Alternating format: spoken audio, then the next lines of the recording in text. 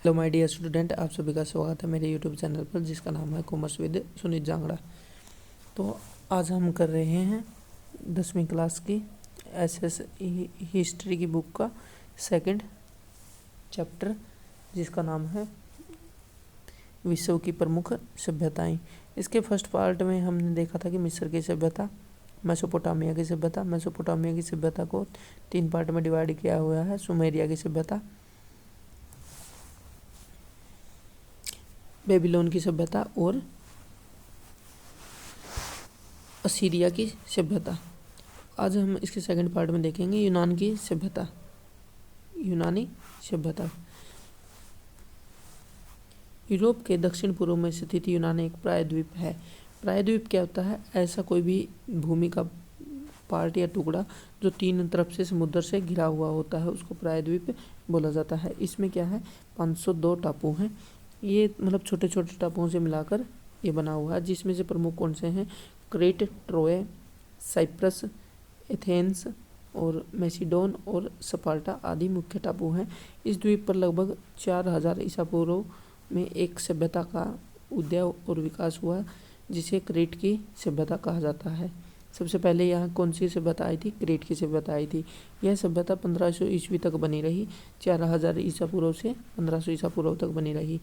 Notions तथा फिस्टस Troy इस सभ्यता के गढ़ थे।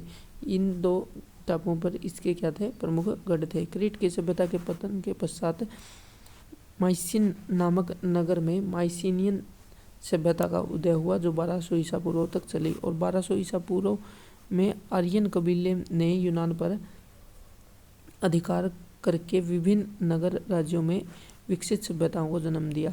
1200 ईस्वी पूर्व में क्या हुआ? आर्यन जो कबीले थे उनने इन पर अधिकार कर लिया और अलग अलग सभ्यताएं विकसित हुई। ये छोटे छोटे नगर राज्य प्रजातांत्रिक व्यवस्था के आधारित थे। इन नगर राज्यों को पोलिस भी कहते थे। इनको क्या कहा जाता था? पोलिस कहा जाता था। प्रत्येक नगर की अपनी अलग सेना तथा सरकार थी। ये नगर राज्य आपस में लड़ते रहते थे और इस सभ्यता के राजनीतिक इतिहास को 3 भागों में विभाजित किया गया है। सबसे पहला युग कौन सा था? होमर का युग था, यानी अंधकार का युग, जो 1200 ईसा पूर्व से 800 ईसा पूर्व तक रहा। उसके बाद लोह युग आया, नगर राज्य युग, ये 800 से 500 ईसा पूर्व तक रहा। फिर आता है हेलेनिस्टिक युग, ये 500 ईसा पूर्व से 200 ईसा पूर्व तक रहा। अब हम देखते हैं कि इनकी जानकारी हमें कहाँ कहाँ से मिलती है कि यूनानी सभ्यता कैसी थी। इनकी जानकारी हमें मिलती है होमर द्वारा रचित महाकाव्य इलियड और ओडिसी से। ये होमर था, यहाँ का कौन था? यह चिंतक था। हेरोडोटस की रचना हिस्टोरिका। हेरोडोटस ये था, ये महान, इसको क्या माना जाता है? महान इतिहासकार माना जाता है। इन्होंने रचना की थी हिस्टोरिका। इसमें भारत का भी वर्णन आता है। तो इससे भी क्या है, यूनान की सभ्यता के बारे में पता चलता है। एथेंस, कोरिंथ, स्पार्टा, थीब्स आदि नगरों की खुदाइयों से मिलने वाली सामग्री से भी हमें पता चलता है इसका। थ्यूसिडाइडिस की रचना पेलोपोनेशियन युद्ध, इससे हमें पता चलता है। प्लेटो एवं अरस्तु की रचनाओं से भी इनके बारे में पता चलता है। अब हम देखते हैं कि प्रशासनिक और राजनीतिक व्यवस्था कैसी थी। मतलब जब रोम ये कौन सी थी? यूनान की सभ्यता थी। यूनान की सभ्यता में प्रशासनिक ढांचा किस प्रकार था? वे अपने शासन को किस प्रकार चलाते थे? इस समय यहाँ विभिन्न राजवंशों के शासकों ने शासन किया। राजा निरंकुश होते थे, कई बार प्रजातांत्रिक भी होते थे। प्रजातांत्रिक मतलब प्रजा में से जो राजा सिलेक्ट किया जाता है, चुना जाता है, उसको प्रजातांत्रिक राजा बोलते हैं। राजा को प्रजा ईश्वर तुल्य मानती थी, यानी राजा क्या था? ईश्वर के समान मानती थी। राजा एक परिषद के परामर्श से शासन का संचालन करता था। परिषद में उच्च वर्ग के सम्मानित व्यक्ति होते थे तथा इस परिषद को क्या है? बेहुल कहा जाता था। जनसाधारण की आम सभा को एगोरा कहते थे और इस आम सभा में समस्त स्वतंत्र नागरिक भाग लेते थे। सिकंदर का समय विश्व इतिहास में हेलेनिस्टिक युग के नाम से प्रसिद्ध है। यानी सिकंदर का जो समय आया था उसको क्या कहा जाता है, हेलेनिस्टिक युग कहा जाता है। सिकंदर ने 336 ईसा पूर्व में अपने पिता फिलिप का वध कर दिया था और उसके बाद क्या था, मकदूनिया मैसिडोनिया का शासक बना था। उसने यूनान में हुए विद्रोह को कुचल दिया और समस्त यूनान पर अपना अधिकार कर लिया। यूनान में उस समय लगभग 150 नगर राज्य थे। प्रत्येक राज्य में 3 प्रकार के नागरिक होते थे, एक स्वतंत्र होते थे, दूसरे विदेशी नागरिक और तीसरे दास होते थे। यानी एक तो स्वतंत्र जिस पर कोई अधिकार नहीं था वह स्वतंत्र थे, दूसरे बाहर से आने वाले और तीसरे दास थे। स्वतंत्र नागरिकों को मौलिक अधिकार प्राप्त होते थे, जैसा कि आज के टाइम में हमें प्राप्त होते हैं। यूनान के नागरिकों द्वारा जनसभा के सदस्यों का चुनाव किया जाता था, यानी जो साधारण जनसभा थी उनका चुनाव किया जाता था। इसकी सामाजिक व्यवस्था कैसी थी उस टाइम पे, जो समाज था वो 4 भागों में विभाजित किया हुआ था। प्रथम होता था कुलीन वर्ग। इस वर्ग में क्या होता था, भू संपत्ति का स्वामी आता था, जिसके पास बहुत बड़ी मात्रा में या दास होते थे। वह वर्ग युद्ध के समय नेतृत्व करता था। दूसरा होता था मध्यम वर्ग, जिसमें साधारण नागरिक शामिल होते थे। इन्हें फ्रीमैन तथा प्रवासी कहा जाता था। यह वर्ग व्यापार और वाणिज्य में महत्वपूर्ण भूमिका निभाता था। तीसरा वर्ग स्वतंत्र श्रमिकों का था, जिन्हें थिट्स कहा जाता था। चौथा वर्ग दासों का होता था, जिसे क्या कहा जाता था, हेलोट कहा जाता था। इस प्रकार जो इनका समाज था यूनानी सभ्यता का, वो 4 पार्ट में डिवाइड हो रखा था। धार्मिक विश्वासों तथा सामाजिक प्रथाओं का भी समाज में प्रचलन था। आर्थिक एवं वाणिज्य व्यवस्था, यानी इनका व्यापार कैसे होता था, किस किस के साथ व्यापार करते थे या जीवन जीने के लिए इनकी आर्थिक क्रियाएं क्या होती थी। यूनान आर्थिक दृष्टि से समृद्ध था। यूनान का व्यापार दूर दूर तक होता था, यानी अंतर्राष्ट्रीय व्यापार भी करते थे। इन लोगों के उद्योग में मिट्टी व धातु के बर्तन बनाना, अस्त्र शस्त्र बनाना, फर्नीचर बनाना, जैतून से तेल बनाना, अंगूर से शराब बनाना आदि प्रमुख थे। इनका ये व्यापार करते थे। यूनान के पहाड़ों में सोना, चांदी और लोहा निकलता था। यहाँ कृषि पर ध्यान नहीं दिया जाता था। कृषि को मतलब इतनी प्राथमिकता नहीं दी जाती थी। उसके अलावा ये अलग क्या करते थे, अपनी आर्थिक क्रियाएं करते थे। उसके बाद आता है धार्मिक एवं सांस्कृतिक। धर्म कैसे होता था, यूनान के लोग बहुदेववादी थे। बहुदेववादी कौन होते हैं, जो बहुत से देवी देवताओं को अपना आराध्य मानते हैं और मूर्ति पूजक थे। मूर्ति की ये पूजा करते थे। ये लोग प्राकृतिक शक्तियों तथा जानवरों की पूजा करते थे। उनका भूत प्रेत में भी विश्वास था। इनके मुख्य देवी देवताओं में जीएस आकाश का देवता को क्या बोलते थे, जीएस बोलते थे। अपोलो सूर्य को बोलते थे। हर्मस व्यापार का देवता होता था। पेसिडाउन समुद्र का देवता और मारस क्या होता था, युद्ध का देवता होता था। डेमिटर अन्न की देवी होती थी आदि शामिल थे। यहाँ के लोग विभिन्न तरह के मनोरंजन के साधनों में विश्वास रखते थे। नाचना, गाना, पशुओं की लड़ाई इत्यादि ये सब एक्स्ट्रा एक्टिविटी करते थे। यूनानी संस्कृति ने निश्चय ही विश्व को अमूल्य देन दी है। यूनानियों ने क्या है, कई भव्य मंदिरों का निर्माण किया, आकर्षक रहा और विशाल मूर्तियों का निर्माण भी करवाया था। इस प्रकार ये यूनान की सभ्यता थी। यूरोप के प्रथम इतिहासकार हेरोडोटस को प्रसिद्ध यूनानी शासक पेरिक्लीज के दरबार में संरक्षण प्राप्त था, यानी वो उसके दरबार में था। इसके बाद आती है जो हमारी सेकंड सभ्यता है, वो है रोमन की सभ्यता। रोमन की सभ्यता के बारे में देखें तो रोमन की सभ्यता का विकास 1000 ईसा पूर्व में हुआ था। लगभग रोम क्या था, एक छोटा सा गांव होता था जो मध्य इटली में टाइबर नदी के किनारे, कौन सी नदी के किनारे, टाइबर के किनारे 7 पहाड़ियों पर बसा हुआ था। इसलिए इसे 7 पहाड़ियों का नगर भी कहा जाता है, क्योंकि ये 7 पहाड़ियों पर बसा हुआ था। 8वीं सदी ईसा पूर्व में यह नगर राज्य बना और बाद में नगर राज्य से एक विशाल साम्राज्य बन गया। एस्ट्रूस्कन जाति ने रोम की सभ्यता के विकास और प्रसार में महत्वपूर्ण योगदान दिया। इस जाति के लोगों ने क्या किया, विशाल भवन निर्माण करवाए थे और अनेक नगरों की स्थापना की थी। इटली वासियों ने वर्णमाला, कला, युद्ध और अस्त्र शस्त्र आदि का ज्ञान भी इसी जाति से सीखा था। 500 ईसा पूर्व में क्या हुआ कि रोम के लैटिन आर्यों में एट्रुस्कन जाति को परास्त कर दिया। किसने किया था, रोम के लैटिन आर्यों ने इसको पराजित कर दिया था, एट्रुस्कन जाति को। रोम पर अपना अधिकार जमा लिया था। इसके पश्चात रोम में निरंतर विकास होता रहा और रेमुलस रोम का कौन बना? प्रथम सम्राट बना। ठीक है। रोमन सभ्यता के इतिहास को 4 भागों में बांटा गया है। सबसे पहला कौन था? राजतंत्र यानी राजा का तंत्र। फिर आता है गणतंत्र, 509 से 133 ईसा पूर्व तक गणतंत्र होता है, यानी लोगों की सरकार, लोगों के द्वारा बनाई गई सरकार। थर्ड आता है सैनिक अधिनायकों का काल। जो सैनिक होते थे उनको छोटे छोटे क्या है भाग दे दिए जाते थे, जिन पर वो क्या करते थे? राज करते थे। चौथा आता है साम्राज्यवादी काल, 27 ईसा पूर्व से 676 ईसा पूर्व में बांटा गया है। इसमें क्या होता था? राजतंत्र काल में राजा अध्यक्ष होता था, जो कुछ भी करता था उसके अधिकार असीमित होते थे, यानी टोटल पावर उसके पास होती थी। राजतंत्र कालीन समाज 2 वर्गों में बांटा गया था, जिसे पैट्रिशियन और प्लेबियन वर्ग कहा जाता है। पैट्रिशियन वर्ग में लैटिन लोग थे जो रोम के ही वास्तविक निवासी थे। इस वर्ग में रोम के उच्च कुलीन यानी जो अमीर व्यक्ति थे वो आते थे। दूसरा वर्ग कौन सा था?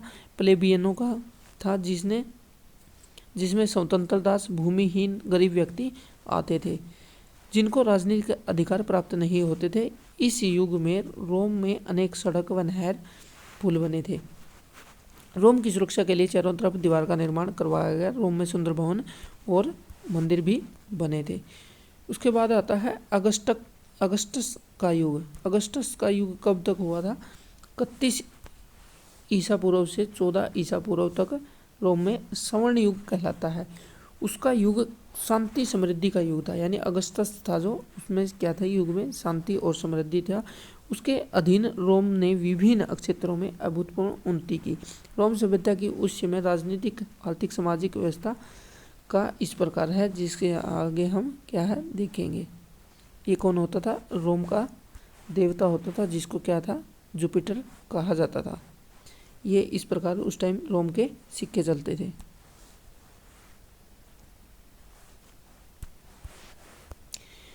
अब देखते हैं कि रोम की प्रशासनिक व्यवस्था कैसी थी, मतलब उसमें प्रशासन किस तरह से किया जाता था।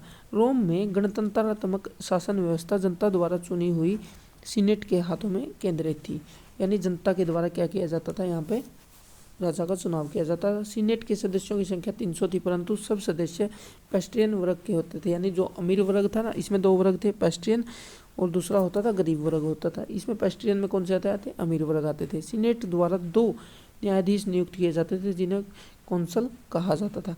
इनका कार्यकाल 1 वर्ष का होता था। ये प्रमुख न्यायाधीश, प्रमुख सेनापति और प्रशासक थे। कौंसल की सहायता के लिए एक वित्त अधिकारी होता था, जिसे क्वेस्टर्स कहते थे। इसके अतिरिक्त प्रशासन में सहायता के लिए 3 पदाधिकारी होते थे, जिसे सेंसस कर वसूल करने वाला अधिकारी, एल्डीज शांति व्यवस्था बनाने वाला और प्रोटोर न्यायाधीश। इसकी नियुक्ति करने 1 वर्ष के लिए की जाती थी। प्रांतों के शासन प्रबंध का संचालन करने के लिए गवर्नर की नियुक्ति की जाती थी। जो प्रांत होते थे छोटे छोटे पार्ट में इसका क्या है डिवाइड कर दिया जाता था। उनकी संचालन किसके द्वारा होता था? गवर्नर के द्वारा होता था। गवर्नर को वेतन नहीं मिलने के कारण वे जनता से क्या है मनमाना वसूल कर लेते थे। सीनेट द्वारा पारित किए गए कानून को असेंबली अस्वीकार नहीं कर सकती थी। जो सीनेट होती थी यानी जो लोगों द्वारा चुने जाते थे, जो कानून बनाते थे, उसको असेंबली अस्वीकार नहीं कर सकती थी। अब देखते हैं इनकी आर्थिक व्यवस्था कैसी थी। ये क्या आपने पढ़ा था कि प्रशासनिक, और अब देखते हैं आर्थिक व्यवस्था। रोम पहले क्या था? रोमन लोगों का प्रमुख व्यवसाय कृषि एवं पशुपालन था, जिसमें क्या था मेन कौन सी फसल बोते थे? गेहूं, जौ, बाजरा, अंगूर, जैतून, सेब आदि प्रमुख फसलें बोती थी। और इसमें क्या था? भूमि पर धनी पुरुषों का अधिकार था। रोम में व्यापार, वाणिज्य, उद्योग धंधों का विकास नहीं था, क्योंकि यह कृषि प्रधान सभ्यता थी।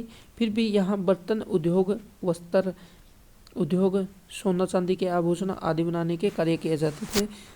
राज्यों को खानों और नमक उत्पादन से भी आमदनी होती थी। ये लोग भारत से मलमल, अफ्रीका से धातु और चीन से रेशम और यूनान से लोहे का व्यापार करते थे। इस प्रकार हम कह सकते हैं कि इनका व्यापार अंतर्राष्ट्रीय व्यापार था। इनकी सामाजिक व्यवस्था कैसी थी? रोम में सामाजिक जीवन का मूल अधिकार परिवार था।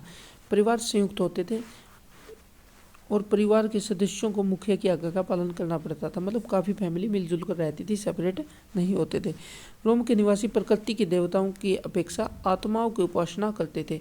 अभी तक जितनी से हमने सभ्यताएं पढ़ी उनमें क्या था कि जो प्राकृतिक होती है उनकी देवताओं की क्या की जाती है? उपासना की जाती है। लेकिन ये क्या करते थे? आत्माओं में अधिक विश्वास रखते थे। उनके देवता कौन से थे? जुपिटर यानी शांति का देवता, मारस युद्ध का देवता, विनस प्रेम की देवी, वेस्टा अग्निदेव, अपोलो कौन था? संगीत और कला का देवता आदि प्रसिद्ध थे। रोम की शासन व्यवस्था की धुरी धार्मिक विचार ही थे, यानी जो धर्म में अपनाया जाता है उसी के अकॉर्डिंग उनका शासन होता था। गणतंत्र काल में राज्य की वास्तविक शक्ति जनता के हाथों में थी, लेकिन प्लेबियन व दास वर्ग को किसी प्रकार के राजनीतिक अधिकार प्राप्त नहीं थे। दूसरा कौन सा वर्ग था? एक पेस्ट्रियन वर्ग था, पैट्रिशियन, और दूसरा था प्लेबियन। प्लेबियन में कौन आते थे? दास वर्ग आता था। प्लेबियन वर्ग इसके लिए निरंतर संघर्ष करते रहे ताकि क्या है, वे भी अपने आप को अच्छे बना सकें, राजनीतिक अधिकार प्राप्त कर सकें।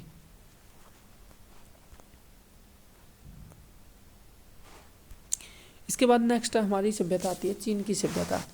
चीन की सभ्यता कैसी थी? चीन की सभ्यता एक प्राचीन सभ्यता थी। इस सभ्यता का विकास 3000 ईसा पूर्व के आसपास हुआ था। इसके कौन से थे? इस सभ्यता का उदय सिक्योंग, होंगहो और वांगहो नदियों के आसपास हुआ था। ये नदियों के नाम है, सिक्योंग, होंगहो और वांगहो के आसपास हुआ था। इन नदियों में बाढ़ आने के कारण चीनी लोग इन्हें क्या मानते थे? विपत्ति मानते थे या इनको बुरा मानते थे। परंतु इसके बाद भी क्या है, इन नदियों ने इनके महत्वपूर्ण भूमिका निभाई कि इसमें इनके सभ्यता के विकास में।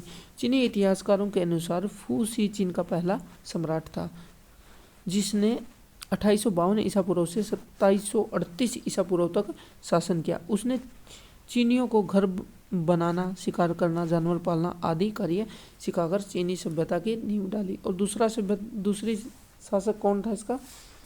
सेन नुंग था। ठीक है, उसने क्या किया था? उसने चीनियों को खेती करना सिखाया था। पहले इनको खेती करनी नहीं आती थी। तीसरा सम्राट कौन हुआ इसका? वांग टी, यानी इसको क्या पीला सम्राट भी कहा जाता था। इसने महासम्राट की उपाधि धारण की और छोटे छोटे भूभागों में विभाजित चीन को संयुक्त बनाया। चीन पहले क्या था? छोटे छोटे भागों में क्या था? डिवाइड था। इसने एकजुट किया इसको और अपने साम्राज्य की उन्नति को शिखर तक पहुंचा दिया। इसके बाद यहाँ विभिन्न राजवंशों जैसे हासिया वंश, सोंग वंश, चाउ वंश, चीन वंश, हान वंश, तांग वंश, सुंग वंश ने शासन किया। और जैसे ये कि कौन था चीन का? ये चीन का दार्शनिक था। ठीक है, इसका नाम क्या था? कन्फ्यूशियस। नाम से ही कन्फ्यूज लग रहा है। तो अब देखते हैं हम कि शासन व्यवस्था कैसी थी। चीन में जो राजा होता था उसको क्या कहा जाता? वांग कहा जाता था। और वह क्या होता था? सबसे बड़ा न्यायाधीश व पुरोहित होता था। वह अपनी स्वेच्छाचारी चलाता था, मतलब जो उसको अच्छा लगता था वही चलता था। जनता अपने इसे क्या करते? अपने पिता समझती थी और इसे ईश्वर के पुत्र, यानी जो राजा होता था उसको ईश्वर का पुत्र कहकर उसकी पूजा करती थी। उसके बाद है मंत्रिपरिषद। वांग ने शासन के लिए मंत्रिपरिषद का गठन किया, जो इसको क्या है? सलाह देती थी। इसके अधीन 4 मंत्री होते थे जो प्रशासनिक कार्यों में सलाह देते थे। इसके अतिरिक्त 6 सदस्यों की कार्यकारिणी परिषद भी होती थी, जैसे लोक सेवा समिति, माल व वित्त समिति, संस्कार व उत्सव समिति, युद्ध व रक्षा समिति, दंड व न्याय समिति और सार्वजनिक हित समिति। चीन में सामान्यतः योग्य व्यक्तियों को ही सरकारी पदों पर नियुक्त किया जाता था। फिर है प्रांतीय शासन व्यवस्था। चीन को छोटे छोटे पार्ट में डिवाइड कर रखा था। तो छोटे छोटे पार्ट में कौन शासन करता था? 2 या 3 हीन, यानी कौन होता था? गांव का समूह होता था, का एक फू बनता था। 2 या 3 जो हीन क्या बोलते थे? गांव के समूह को क्या बोलते थे? हीन बोलते थे। और 2 या 3 समूह मिलकर क्या बनाते थे? फू बनाते थे, जो प्रांत के समान होता था। प्रांतों को सेंग भी कहा जाता था। यहाँ छोटे छोटे गांव व नगर थे जिसकी शासन व्यवस्था एक न्यायाधीश व एक राज्यपाल चलाता था। इसकी नियुक्ति कौन करता था? सम्राट के द्वारा इसकी नियुक्ति की जाती थी। और आर्थिक दशा कैसी थी? चीन में क्या था? कृषि और पशुपालन चीनी लोगों के क्या थे? प्रमुख व्यवसाय थे। यहाँ बाजरा, चावल, गेहूं फसलों की खेती होती थी और उपजाऊ भूमि को 9 परिवार मिलकर सामूहिक रूप से खेती करते थे। इस व्यवस्था को क्या बोलते थे? चिंगतियेन प्रणाली कहा जाता था। 9 परिवार मिलकर जो खेती करते थे उसको क्या कहा जाता था? चिंगतियेन प्रणाली कहा जाता था। नेक्स्ट है इसका उद्योग धंधे। किस प्रकार के उद्योग करते थे? चीन में उद्योग धंधों का आश्चर्यजनक रूप से विकास हुआ था। चीन का मुख्य व्यवसाय रेशम का उद्योग था। चीनियों का एक अन्य मुख्य व्यवसाय था मछली पकड़ना।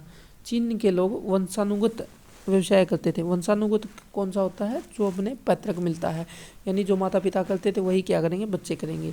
इसे बदलना पाप समझते थे, मतलब इसको बदला नहीं जाता था। इस प्रकार चीन में भवन बनाए जाते हैं लकड़ी से।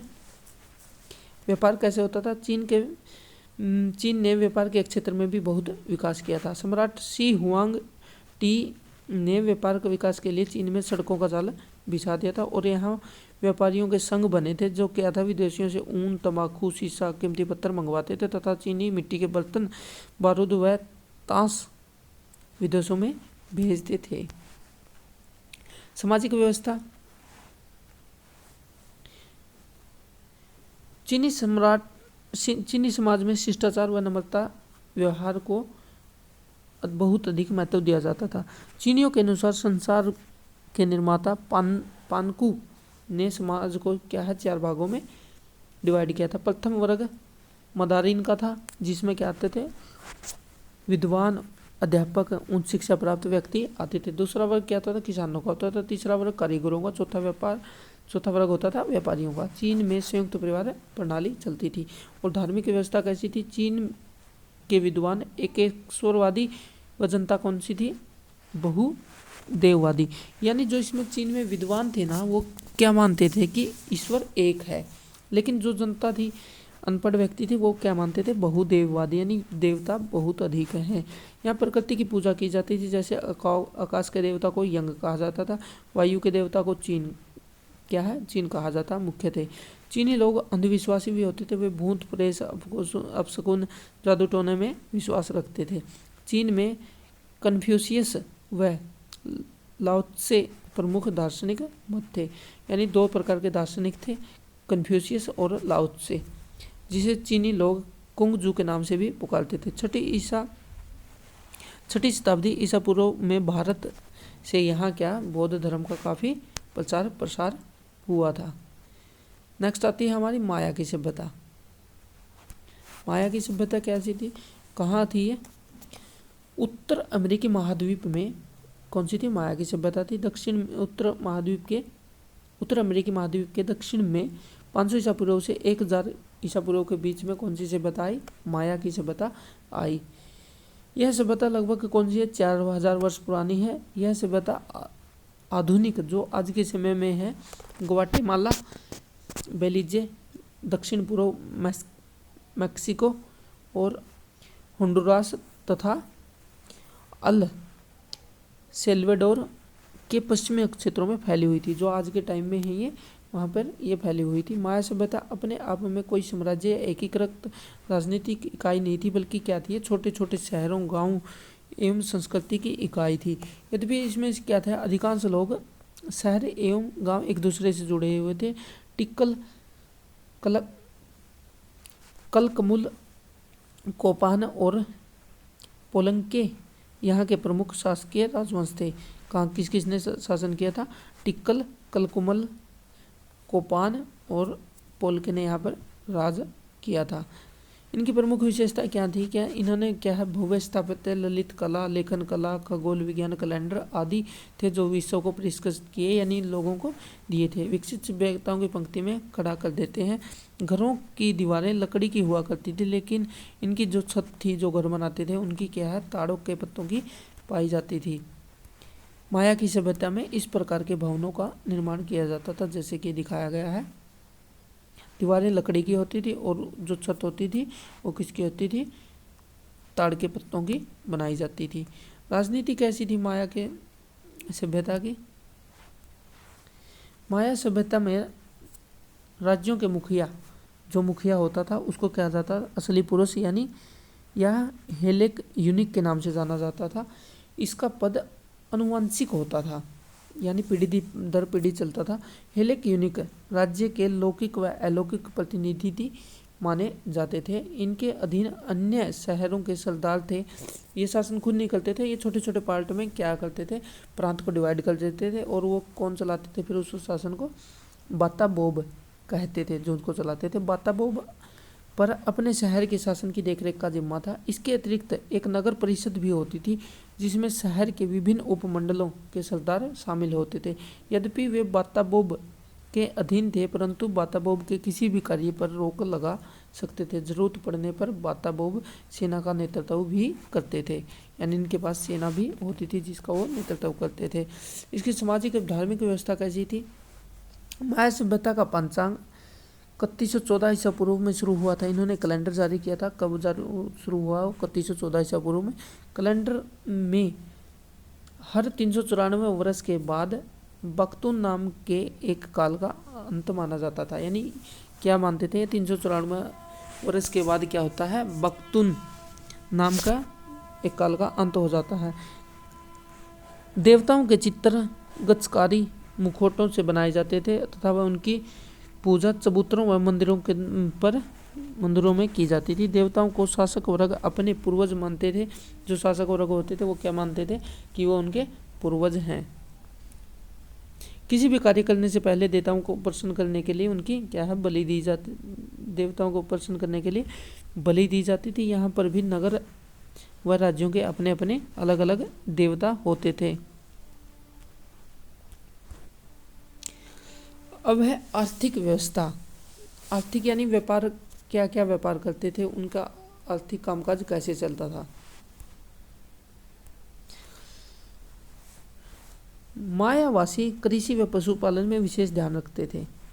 ठीक है, यहाँ गेहूँ, जौ, चना, गन्ना, नारियल आदि फसलें उगाई जाती थी। इसके साथ ही क्या है?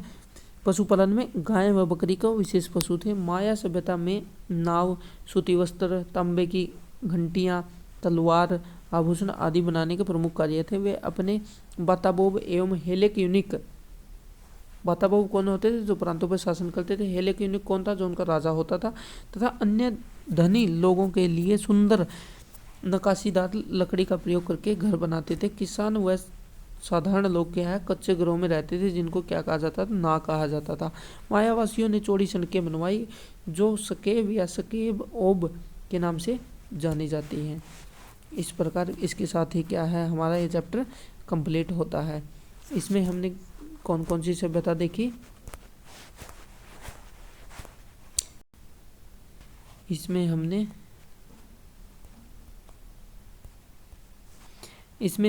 क्या है? चीन की सभ्यता देखी, मेसोपोटामिया की सभ्यता देखी, मिस्र की सभ्यता, माया की सभ्यता, और कौन सी देखी थी हमने? यूनान की सभ्यता। इस प्रकार हमने ये सभ्यता देखी और इसके साथ ही ये चैप्टर कंप्लीट होता है। Thank you.